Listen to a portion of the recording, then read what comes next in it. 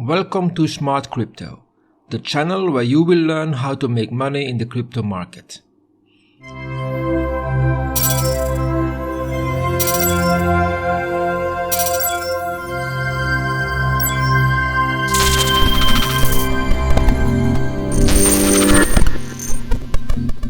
Hi, my name is Luke, and in this video we will explain where you can buy Bitcoin and how you can store it.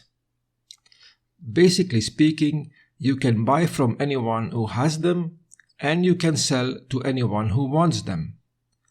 Fortunately, there are various places where you are likely to find a group of people willing to trade at competitive prices. Exchanges. Just like stock exchanges, you have Bitcoin or cryptocurrency exchanges. Exchanges are just a location that brings together buyers and sellers, and people go there because they know they are likely to get the best prices.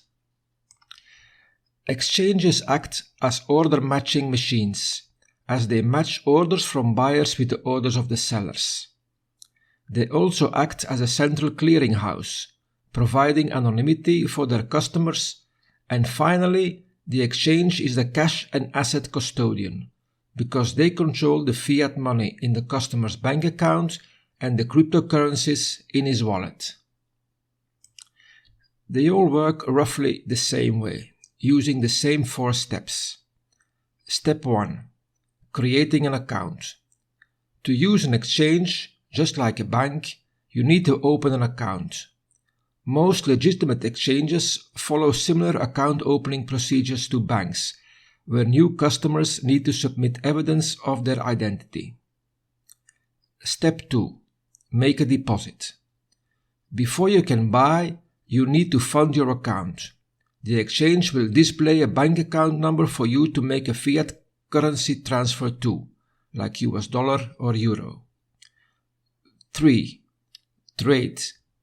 You can now trade up to the amount you have deposited. Prices are expressed in pairs, like Bitcoin dollar or Bitcoin euro. The way to read this is 1 unit of Bitcoin costs 40,000 units of dollar. You will see a screen of other people's bids and offers. These are the prices at which they are willing to trade and how much they are willing to trade at that price. You can decide either to match their prices, this is called a market order, or submit your own orders and wait till they get filled. This is called a limit order. Step 4. Withdraw. To make a withdrawal, you have to instruct the exchange where you want it to go. Once you have bought the bitcoins, where do you keep them? To start with a very common misconception, bitcoins are not stored in wallets of any kind. As we mentioned in the introduction video, ownership of bitcoins are recorded on the Bitcoin's blockchain. However, the blockchain only registers transactions and does not keep track of account balances. Bitcoin wallets store private keys, and their software makes it easy for the user of the wallet to see how many coins they control to make payments. Bitcoin wallets have at least 4 functions. First, address creation. Creating a new Bitcoin address is an offline operation and involves creating a private and a public key pair. The private key is created by generating a random number. Then some math is done to create a corresponding public key. Then the public key is hashed twice to create your Bitcoin address. And finally, the private key and address are stored. Second, address display. When someone wants to send you Bitcoins, you need to tell them your address. This can be done by showing them the address QR code or copy-paste the address itself. Third, account balance. The wallets need to access an up-to-date version of the blockchain to be aware of all the latest transactions. The wallet software asks the server, "What is the balance of address X?" or "Give me all transactions of wallet Y."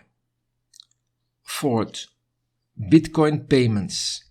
To make a Bitcoin payment, the wallet generates a bundle of data, called a transaction, which includes the amount and the account to which the coins have to be sent to. Once digitally signed using the private key of the sender's address, the transaction is sent to the network.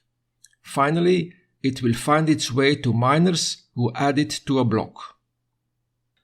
There are two types of wallets: hot storage, are online or intranet based, and cold storage, which are offline based, and both of them contain your private keys. A cold storage wallet can be a piece of paper or a hardware wallet type USB device, and you best save them in a fireproof safe.